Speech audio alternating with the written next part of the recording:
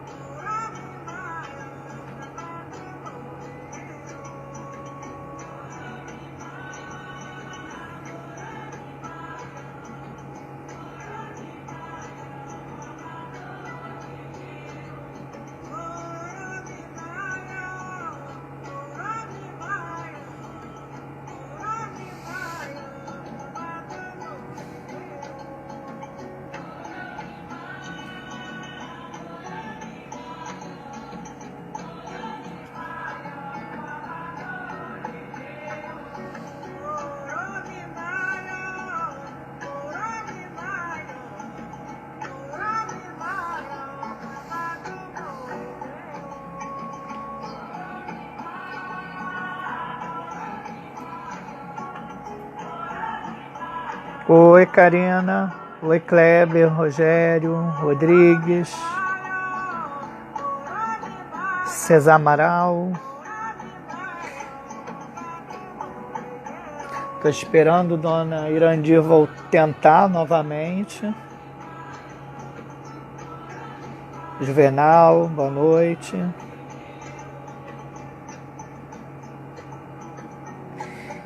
Otávio.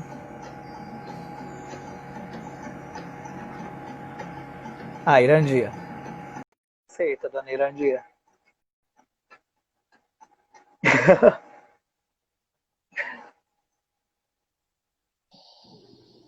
Foi. A gente não tinha apertado.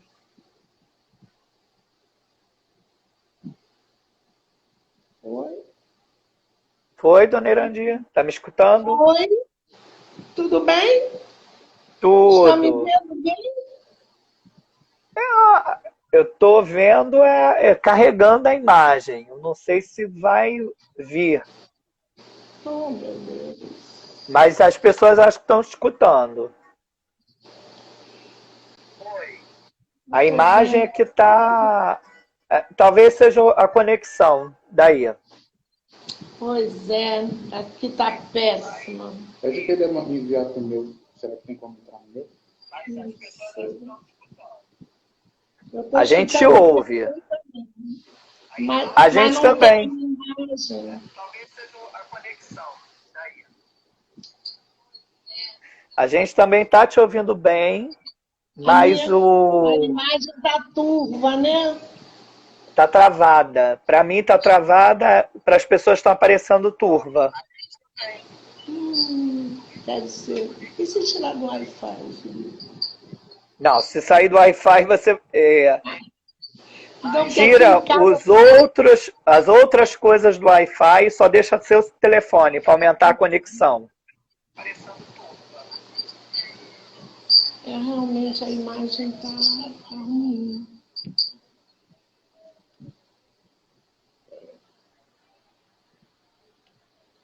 Ô, papai. Pergunta para ele se pode ser no meu. Pode? Como é que eu vou Manda ser? aí. Pode falar, eu estou Pode. escutando vocês. Podemos fazer no celular do Felipe? Porque Pode, pode. Chama o Felipe no caso?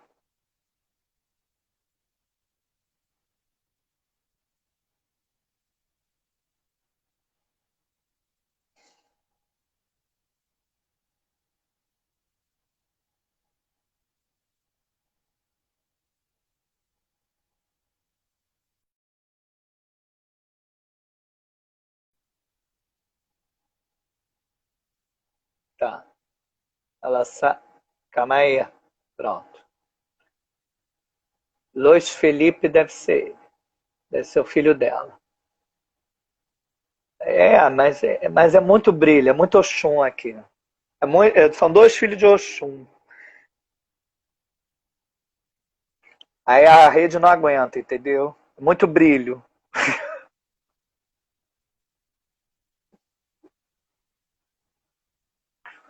Vamos ver se é o Felipe, filho dela.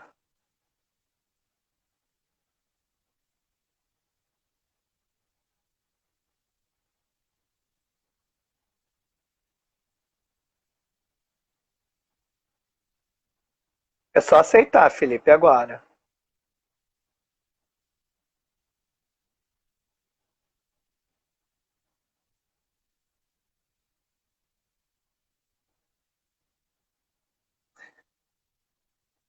É, Liara.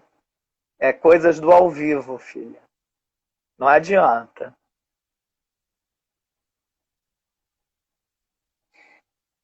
Vamos tentar de novo. Mandei.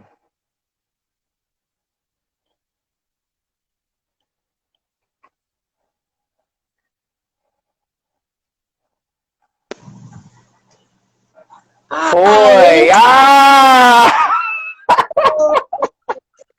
Aê! Agora sim! Celular meu tá triste, tá de pobre. Aê! Ah, Tá vendo agora? Tô tô bonita, né? vendo. Tá linda. Gente, Obrigada. essas contas me lembram quando eu usava. Eu estou com coisinhas básicas assim.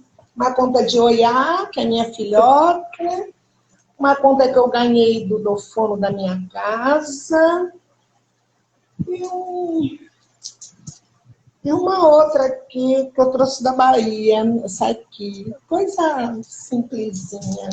Mas que eu amo. Tudo dourado, eu adoro. É lógico. Minha única coisa dourada é o cordão e a aliança. Dourado. Olha, já olhou? Como é que eu amo? Já, Eu já. adoro brincos, batom, perfume. Amo. Eu sou uma pessoa. Ah, com certeza. Isso eu não tenho dúvida.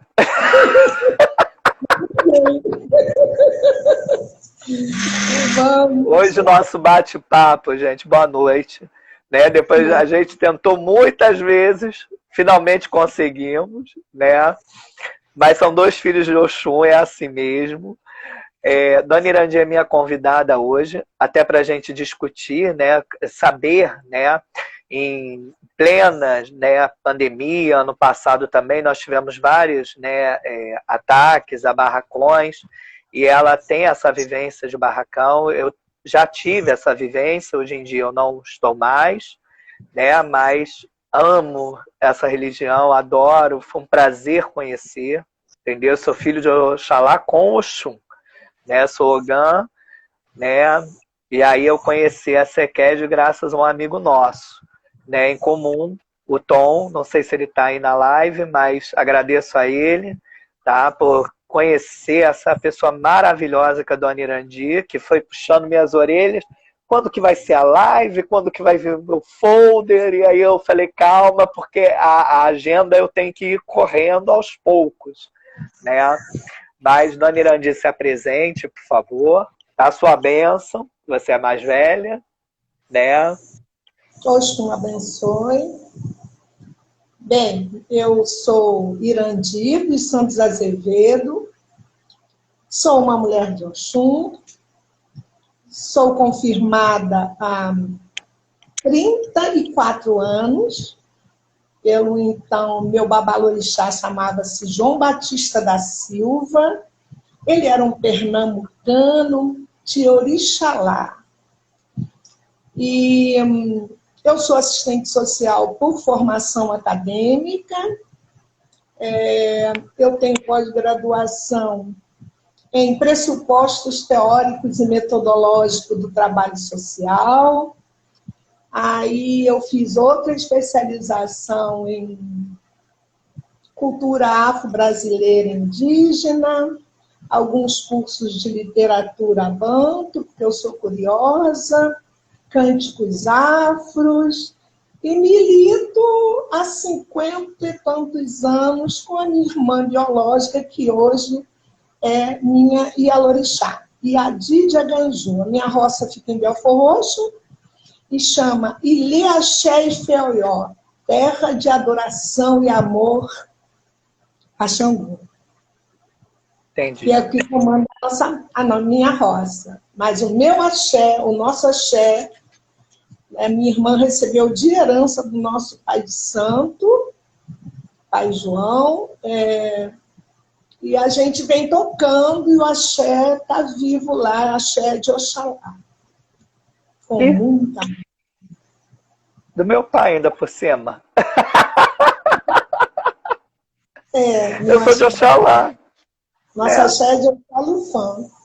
Meu pai era Ah, filho de um homem chamado Neres, pai Neres, que foi que raspou ele, numa roça de Nagoebá, o pai de santo dele era, que é do pai Adão, lá em Recife. É uma roça que foi fundada em 1875 por uma africana nigeriana, mais conhecida como tia Inês.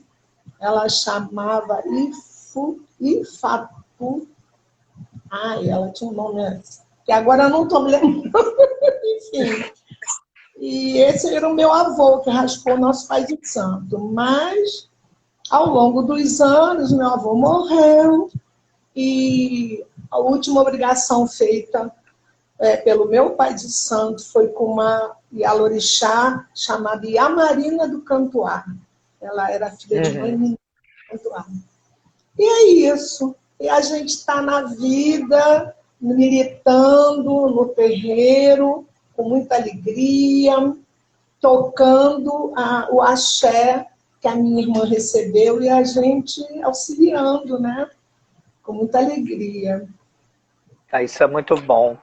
E, dona Irandi, e nas notícias que correm do ano passado para esse ano, né, quando a senhora lê que um centro de candomblé, Umbanda, foi quebrado, né, se a senhora já teve esse contato com alguém que teve a casa invadida ou não, qual é a reação? Qual é a reação da nação com isso? Bem, não, assim, bem próximo nosso, não, graças a Deus, não.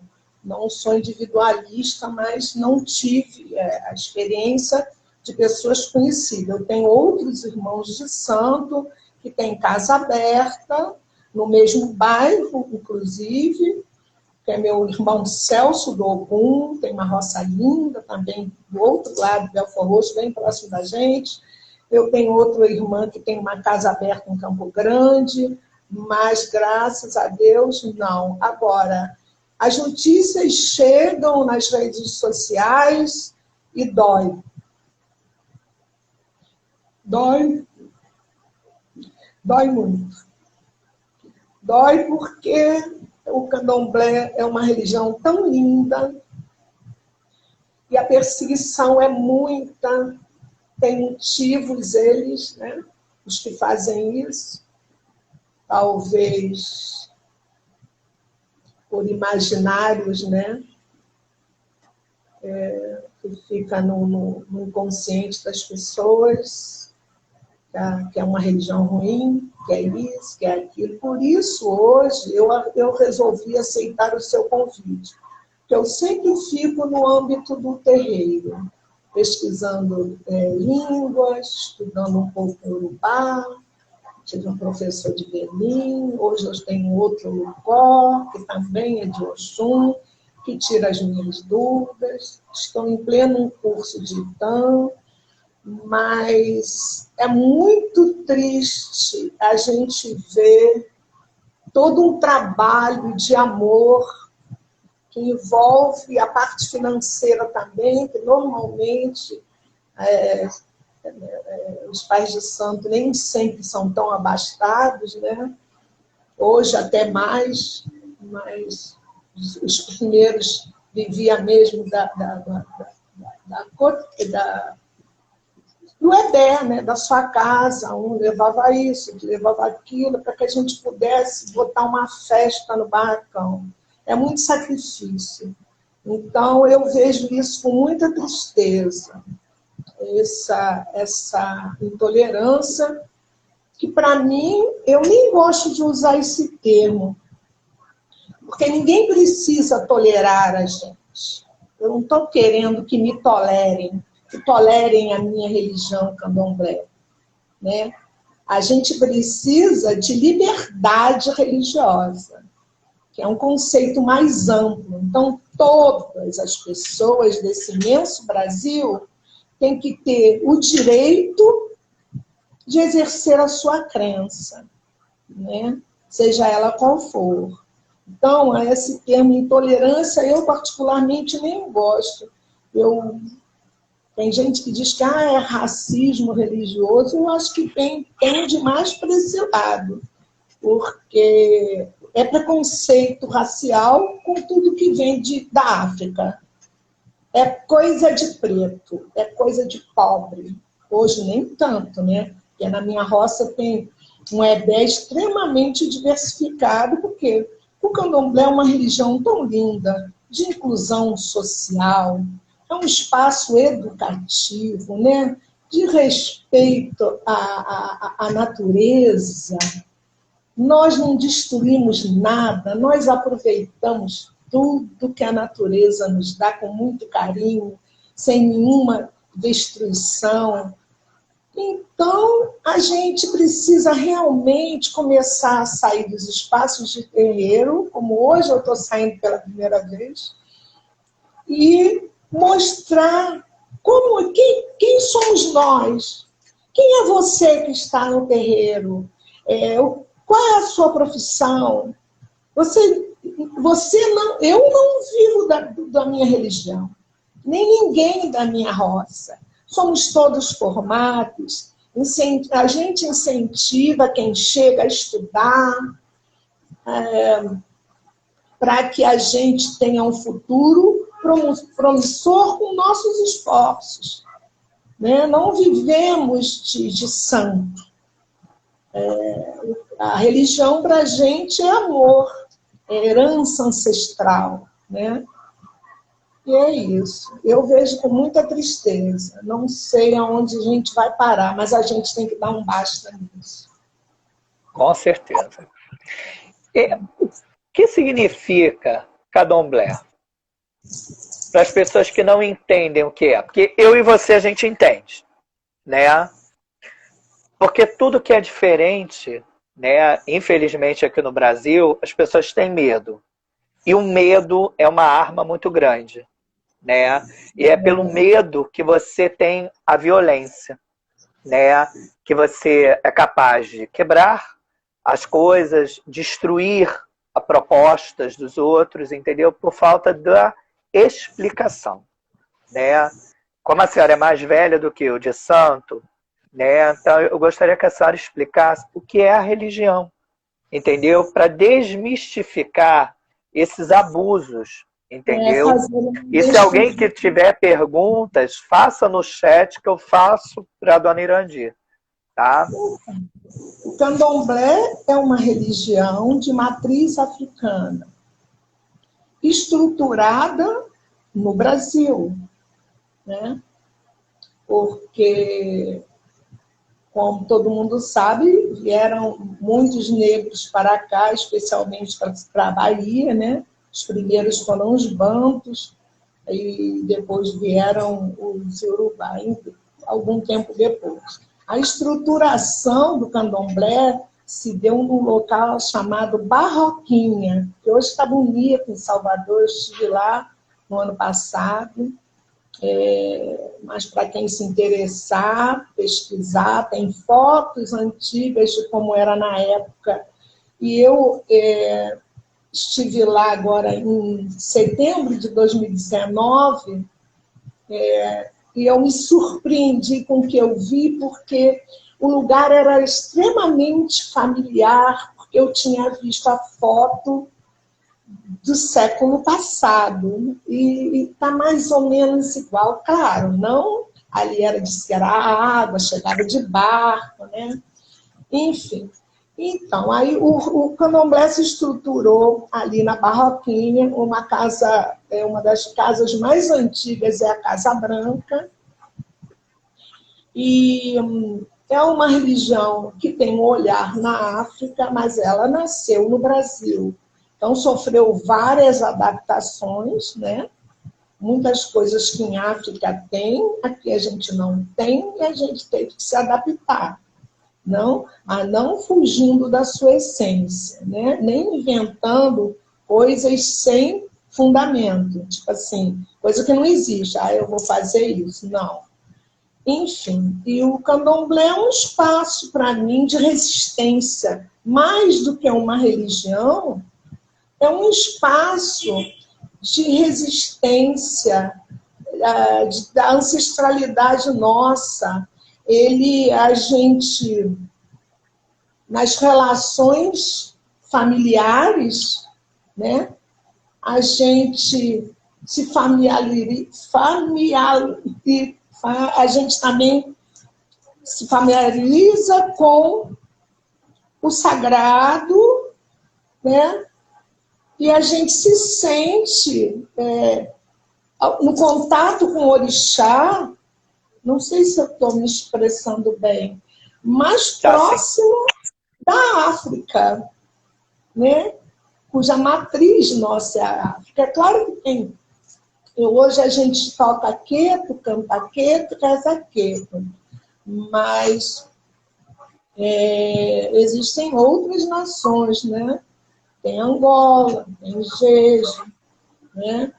E elas sofrem influência uma das outras pelo processo da diáspora, né? Em que todos eram realmente misturados para que não fizessem nenhuma insurreição contra os seus opressores, né? Então, eu sou queto puro. Não, ninguém é puro. Eu não sou purista, porque quem estuda, sabe que quem milita em terreiro usa linguagem, banto nem tanto, né? Mas Jeje e Urubá tem muita coisa que a gente fala um do outro, e o que eu acho ótimo. Eu acho ótimo. Então, o candomblé é isso, a gente não tem nenhuma pretensão de ser melhor do que ninguém, né? De ser dono da verdade. A gente só pede, por favor, nos deixem cultuar nossas divindades. Só isso que nós queremos, liberdade religiosa. Porque tolerância, a gente precisa ser respeitado. E para ser respeitado, né, a pessoa tem que se dar o respeito. Enfim, mas eu acho assim, para a gente entender todo esse contexto histórico pelo qual a gente está bem passando já há algum tempo, já saiu do âmbito da psique, vamos dizer assim, né? Cognitivo, né? E partiram para a agressão, eu acho que é uma herança que a gente recebeu ao longo de séculos, porque isso, para mim, é racismo. É racismo. E a gente tem que tomar muito cuidado, para que que ele já tomou, ficava antigamente no âmbito do racismo. Eu sou racista, tá. Hoje, já caiu no âmbito da discriminação, que é pior do que o racismo. Porque a discriminação, ela materializa o racismo e parte para a ação, né? Vamos quebrar, vamos jogar pedrada em criança, né? Vamos fazer grandes elorixá, como foi o caso daquela senhora, acho que foi em Alto, Nova Iguaçu, foi o lugar da Baixada que tem sido mais atingido. Esse final de semana, o centro de Umbanda foi atingido, acho que foi em Lopes, Nova Iguaçu, enfim. A Baixada é que congrega o maior número de terreiros. Houve uma pesquisa, acho que eles catalogaram perto de uns 5.000. E interessante é que as estatísticas mostram um percentual tão baixo de pessoas que se dizem de candomblé, né? Porque assumir que é negro é brigar, né? É brigar com o mundo, né? Ou assumir-se mestiço, afrodescendente, como eu, enfim. Mas é resquício de um longo período de um processo de branqueamento que houve no Brasil, e que negros eram, em 1937, se eu não me engano, negros não podiam ir para a escola primária, não tiveram autorização para adquirir terra, porque com a abolição da escravatura, o que aconteceu? A partir de 1888, os negros ficaram sem emprego, não tinham formação para exercer outra profissão, que não de escravo. Alguns realmente caíram no crime, outros embriagavam, andavam perambulando pela cidade do Rio de Janeiro. Isso aconteceu também na Europa. Tanto é que a Inglaterra, né, começou o movimento de mandar os imigrantes para a gente, né? Isso. A gente recebeu italianos, holandeses, alemães japoneses. E japoneses. Foi já no final, né, da nossa... Porque quando a Isabel assina a Lei Áurea, teria que ter mão de obra, né?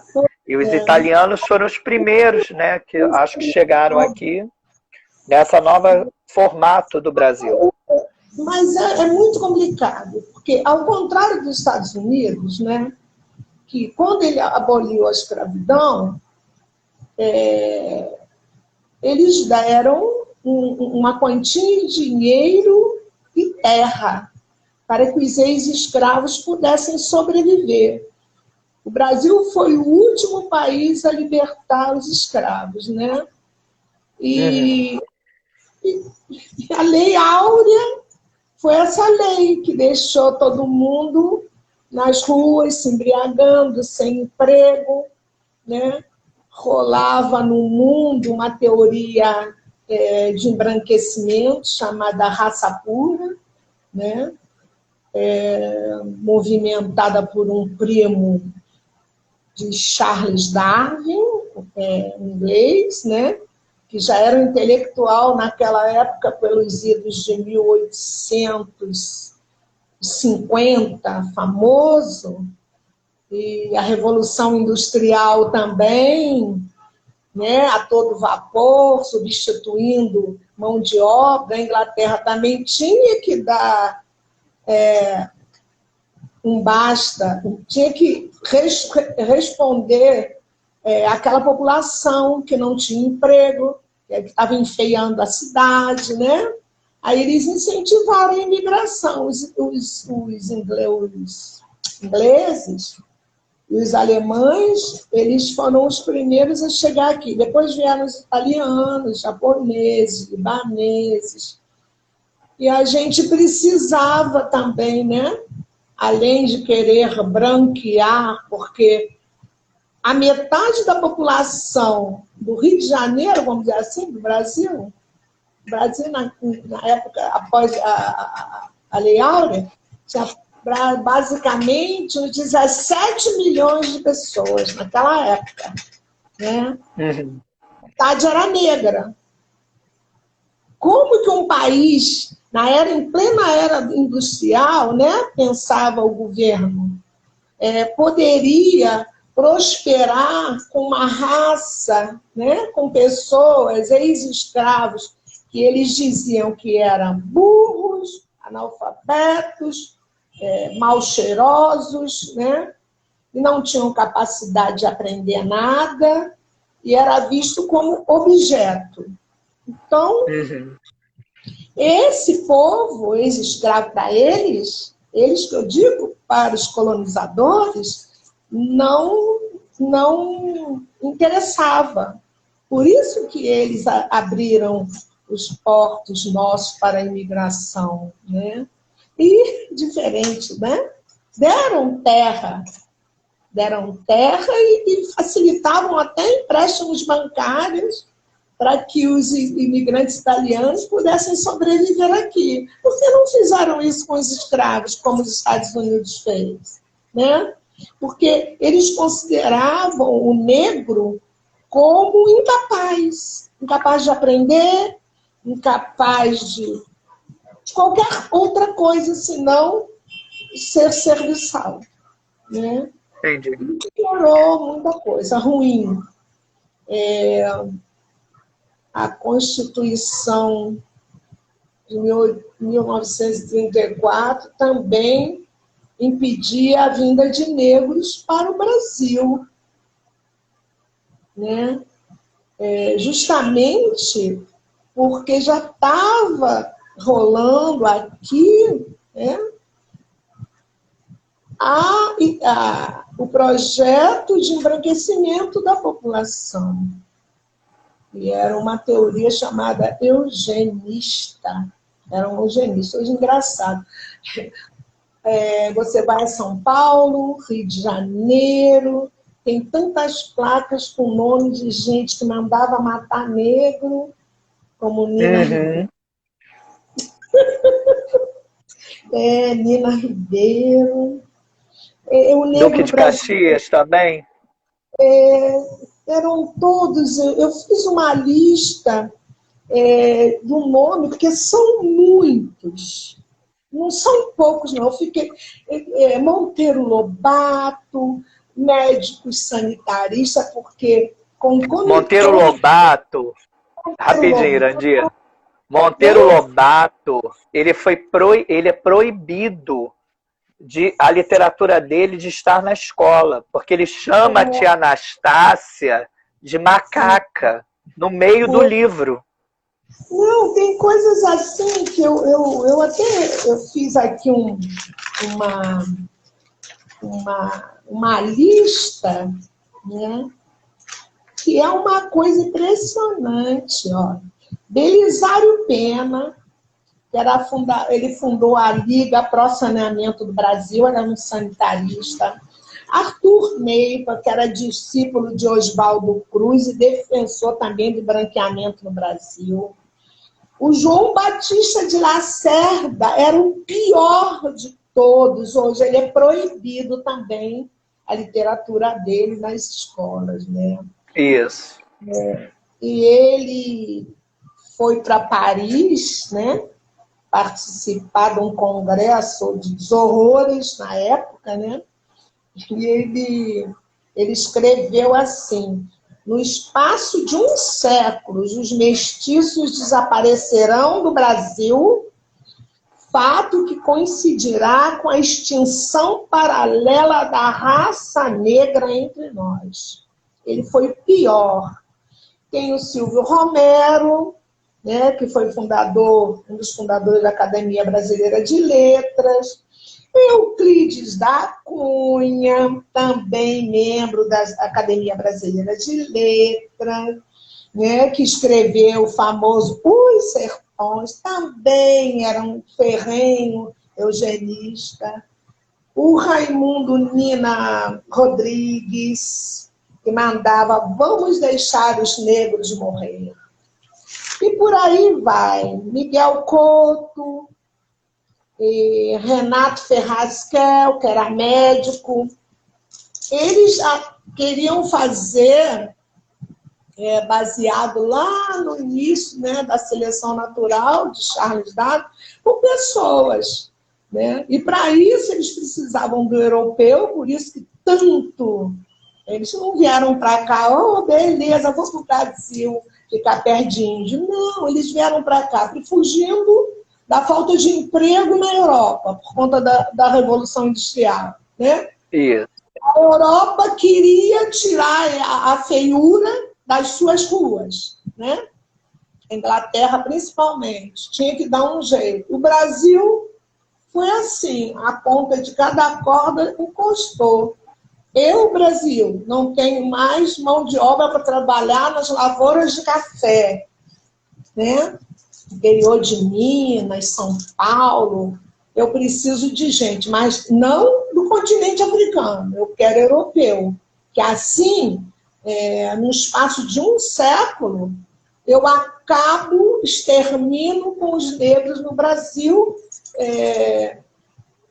com a mistura de brancos e negros. Né? Uhum. Agora, deixa eu te falar uma coisa. A gente está vendo o início do racismo. Né? Nem eu tinha tanta ideia assim. Hoje, a gente ainda tem reflexo desse embranquecimento de quase 200 anos atrás. De 300, né?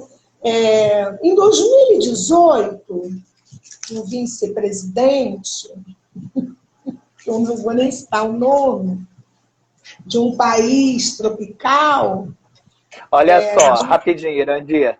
A Yamara está pedindo para você dar uma opinião acerca do ensino na academia. As faculdades, como que trata esses assuntos? Bem, eu e ela fizemos a especialização em cultura afro-brasileira indígena juntas numa universidade católica. Universidade Católica de Petrópolis. Tanto que quando nós escolhemos os nossos temas, todos afros, a gente frequentava a faculdade, alguns vestidos a caráter, outras de turbante, outras de alacá. Nós éramos olhados assim, até porque era um convênio com o Instituto Tecnológico, onde a maioria eram homens, né? Brancos, maioria branca, nada contra, né? Mas a gente tem que olhar como é que está ao nosso redor, né? Sim. A maioria branca e homens. E a nossa turma tinha muitas mulheres, tinha homens também. Basicamente eram historiadores. Esse contato foi muito bom. Eu peguei um amor em estudar história. Eu acho até que eu vou fazer um Enem. Eu faço licenciatura em História, porque eu convivo ainda com alguns historiadores que me fascinaram, né? Que a gente, para entender o presente, tem que revisitar o passado. Eu fui revisitar esse projeto horroroso, eugenista, que é de branqueamento. Daí, isso, a palavra, né, ela é símbolo. Isso fica, você fala tanto, negro é burro, negro é sujo, negro o homem negro era tido como violento. Então, você cria uma criança, nas escolas, isso foi autorizado nas escolas.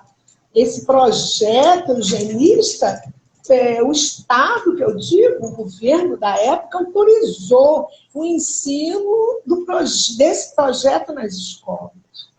Então, é muito difícil hoje você tirar isso, porque isso é a valorização de uma criança que cresceu escutando que negro é sujo, que negro é burro, que negro não aprende, entendeu?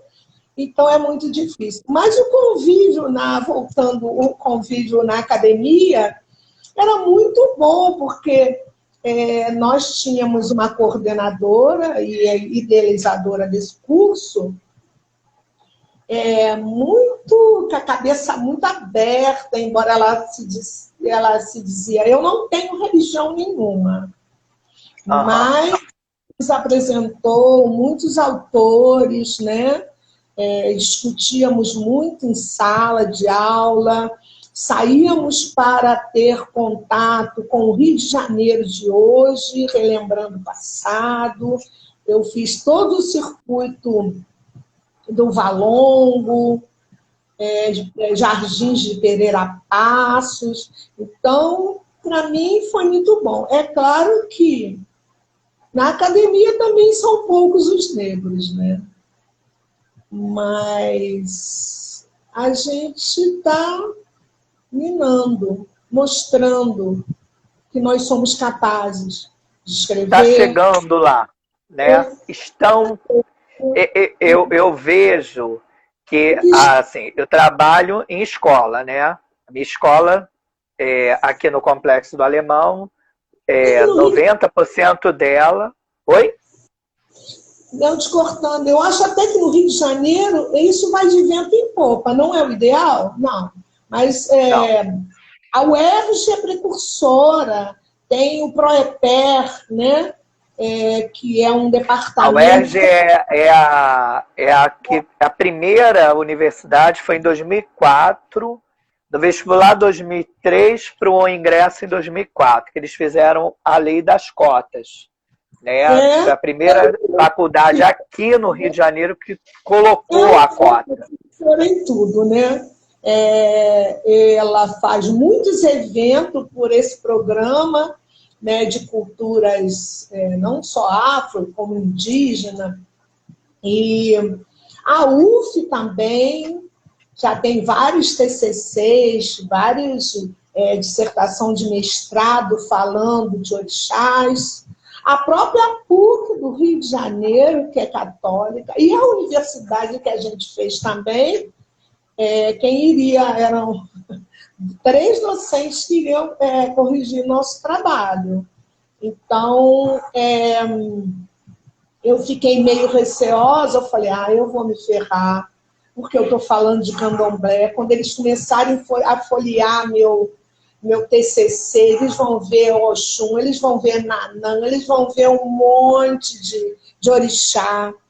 Mas eu busquei falar sobre... eu coloquei documentação, eu fiz uma pesquisa etnográfica, né? Eu botei documentos, embasei, eu tive muito apoio da minha coordenadora, porque quando eu escolhi o tema, alguns professores não quiseram ser meu orientador. Porque uma etnografia é difícil. Eu fiz etnografia no mestrado. E quem não sabe o que é uma etnografia, gente, etnografia, você vai a campo. Você vai pesquisar quem você quer. É altamente difícil. Você tem que fazer parte daquele grupo, entendeu? E você vai relatar aquele grupo. É muito difícil fazer isso. Porque primeiro você tem que sair do lance do observador. Etnográfica. Mas eu até, por conta de prazo, eu não pude fazer como eu gostaria de ter feito, que era vivenciar muitas mães de santos, entrevistá-las em seus terreiros. Eu já estava na terceira prazo, né? Não terminei, eu trabalhando, foi uma época que eu estava mudando de um setor, que eu sempre, embora pela a minha formação em humanas, mas eu enveredei por uma questão de sobrevivência, que eu sou funcionária ainda do Ministério da Saúde, na área de finanças. Então, era uma loucura. Aquilo foi um grande desafio. Eu militei na área de finanças, com 6 hospitais federais do Rio de Janeiro, como chefe de orçamento, no centro, na sede, na Rua México, durante 9 anos, e 5 anos dentro do Hospital do Bom Sucesso, chefe de uma equipe de homens, mulheres, e era de controle econômico e financeiro. Finanças puras, eu militei quase 20 anos nessa área. Então, quando eu larguei, em 2015, fui para RH, foi a época que eu estava tendo que entregar meu TCC. Então, eu falei, gente, eu não pude fazer a pesquisa. Então, eu coloquei todas as IABAs. Eu tirei 9. Não foi nem por conta de conteúdo, foi porque eu não segui rigorosamente na correria, as normas de ABNT, enfim. E a minha irmã, Yamara, ela fez sobre sabores e saberes da culinária. A danadinha tirou 10. Ela perguntou, ela está pedindo para você falar o nome da sua dissertação, o tema. Ah, sim. Eu tô com ela aqui, olha. Eu tô com ela aqui, os meus livros estão todos aqui. Aqui, aqui o diploma, Universidade Católica de Petrópolis. O que mais? As notas, a justificativa porque eu tirei 9. Tá aqui, eles disseram que a padronização e organização de partes, eles me tiraram um ponto 2 vezes, então 2 pontos. Não, 1,5, 1 ponto. Enfim, eu perdi por conta de normas da BNT. E o título é esse, ó. O poder feminino nos terreiros de candomblé, renúncias e solidão, entre aspas. Eu vamos dizer assim, eu tive a inspiração na minha irmã. Ela até ri de mim, que hoje ela é minha Yalorixá. Ela é minha irmã biológica, 3 anos mais velha do que eu. A gente tem uma ligação muito grande, porque nós nascemos. Eu nasci no dia do aniversário dela, né? Com muito orgulho. Ela é minha Yalorixá, ela é minha amiga, ela é minha irmã biológica de fé. E eu digo para ela que ela é meu grande amor. E tinha que mandar também, na época, um CDzinho, porque era exigência da faculdade, né? E eu, né, como gosto, botei esse CDzinho aqui, ó, onde eu trago uma Oxum, tá dando para ver? Dá. Com barriga, né, simbolizando a fertilidade de mamãe. Tá aqui, ó. Aí eu pedi para imprimir. Aqui, tá dando para ver? Dá sim. Então, foi isso. E eu estudei bastante, e aí quando eu cheguei para entregar esse TCC, né, tem algumas páginas aqui, onde tem, claro, como todos, introdução, bababá. Para o final tem as Iabás, tem Iemanjá, tem Nanã, e eu vou descrevendo como elas são, quem é esse orixá, explicando para a banca entender quem a gente cultua. E por aí vai. A minha mãezinha Oxum. Eu falei, meu Deus, a menina, olha, dona Irã, vou falar uma coisa para a senhora. Um dos docentes que vão corrigir essas monografias, ele é evangélico. Eu falei, danou-se! Mas graças a Deus, não. Claro que não, eles foram extremamente profissionais. Graças a Deus que a academia está... As coisas mudam, tem que mudar. Mudam, mas também é dever do orientador defender o seu orientado. Claro, Né? claro. Ele também não pode te deixar levando porrada. Eu já vi TCCs que o próprio orientador deu porrada. Então você fica assim, gente, como isso? Adorou. Ela falou, que legal. Aí eu expliquei. Quando ela falou, por que você botou solidão, entre aspas? Porque eu sentia isso, né, naquela época, e até hoje eu acho isso, que as Yalorixás, apesar de terem muitos filhos, por ela largar a vida dela, né, pessoal, para se dedicar ao EPE dela, né, a tantos filhos, ela às vezes fica solitária na sua vida particular, né? Às vezes tem problemas com o marido, muitas nem marido têm, né? Porque eles vão embora. Eu vejo que é uma dedicação religiosa muito grande. É dedicação exclusiva, né? E aí a vida pessoal com a vida religiosa, o parceiro ele tem que entender, ou a parceira tem que entender que aquilo dali é momentâneo. Mas eu também já vi que de vez em quando a mãe, a relação da mãe e os filhos, de vez em quando ela é tão conectada que você vê, tem 10 filhos de santo na casa da pessoa. Na casa pessoal, não falando do barracão.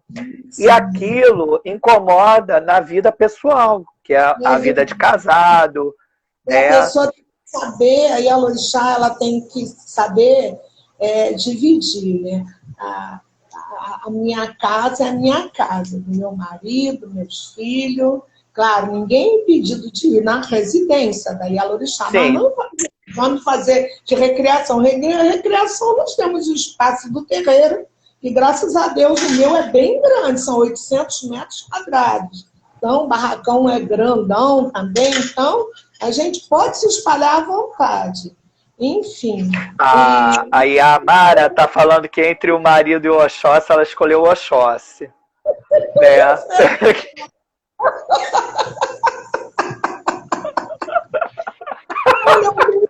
Eu, no meu caso, meu esposo, ele é ateu.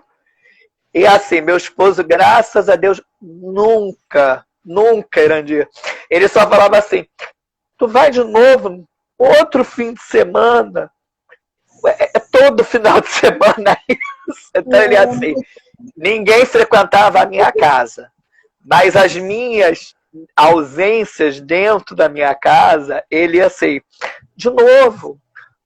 Mas não era folga esse final de semana? Mas tem que fazer um negócio lá e eu tenho que ir. Né? Mas sempre tive assim, esse apoio dele.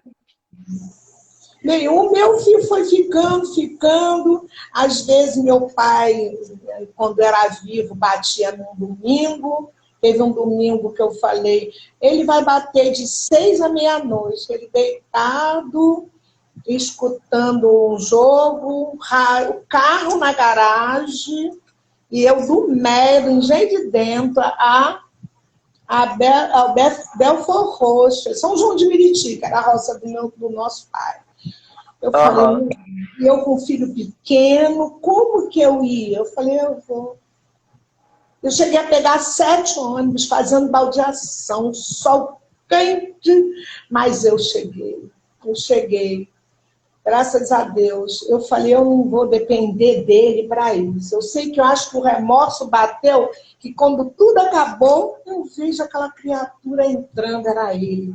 11 e pouco da noite, chegando para me buscar de volta com meu filho pequeno na época, né?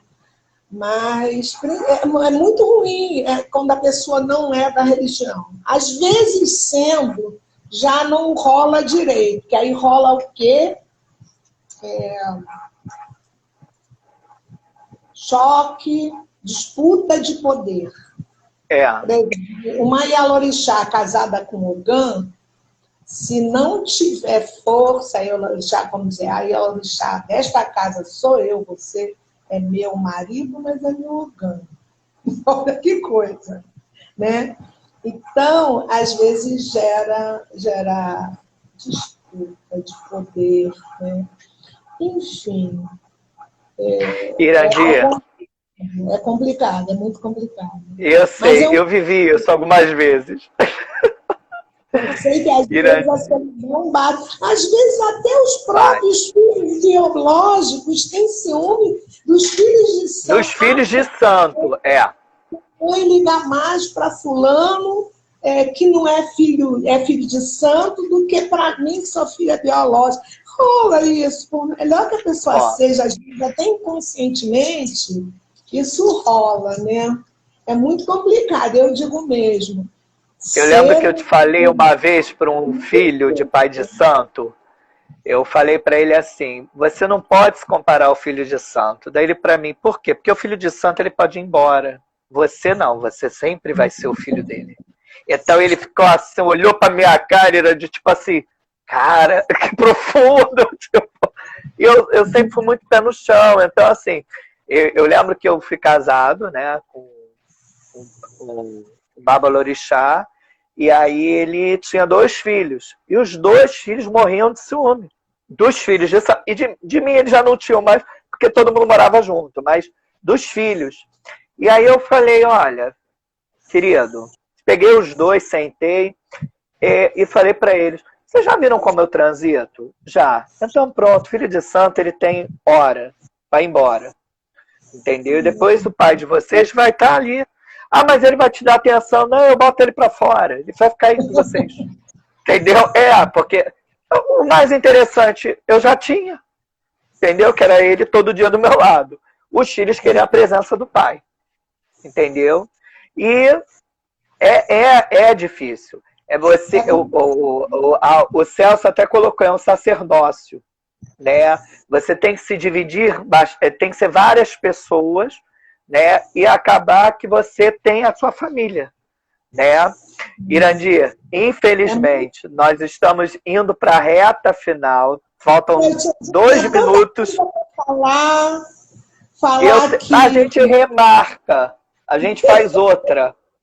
Fechado? Falar sobre esse problema que está acontecendo, voltando a esse racismo religioso, né? A gente tem que escutar os iguais, os excluídos, sentar com comunidades de base, porque tem muito evangélico que não milita, mas não são... não recrimina. Não recrimina. Tem muitos amigos. A minha melhor amiga no trabalho é evangélica e eu me dou muito bem com ela. Eu tenho amigos católicos, carismáticos, que já me pediram livros de Pierre Berger para entender o candomblé, a ponto de dizer para mim, poxa, Irã, convivendo 9 anos com você, eu tinha uma ideia tão diferente do que era ser de candomblé. Você mudou totalmente a minha visão, né? Enfim, é por isso que a gente tem que se mostrar, né? Com certeza. Mostrar, participar, militar mais fora do âmbito do terreiro. Eu também acho. Eu tive muita dificuldade para achar uma pessoa igual a você, que quis expor, né? Porque assim, eu liguei para três religiosos do candomblé e nenhum... se você vier no meu terreiro me entrevistar, eu dou entrevista. Agora, gravar, não. Né? E você abriu as portas para mim. Nós vamos remarcar. Tá? Se você conhecer também pessoas que queiram falar, Irandir, pode dar meu contato. Eu gostaria de ter esse bate-papo. Tá bom, meu amor? Olha, um grande prazer. Tá, estar com você esta noite. A gente tem que combater, não é? E só a gente unidos, né? A gente se unindo, a gente vai poder combater isso. E mostrando a cara. Um grande beijo. Eu quero que viva a minha ancestralidade, a nossa ancestralidade, a benção para minha Yalorixá, que eu amo, minha irmã de fé, minha irmã biológica, minha comadre, meu amor,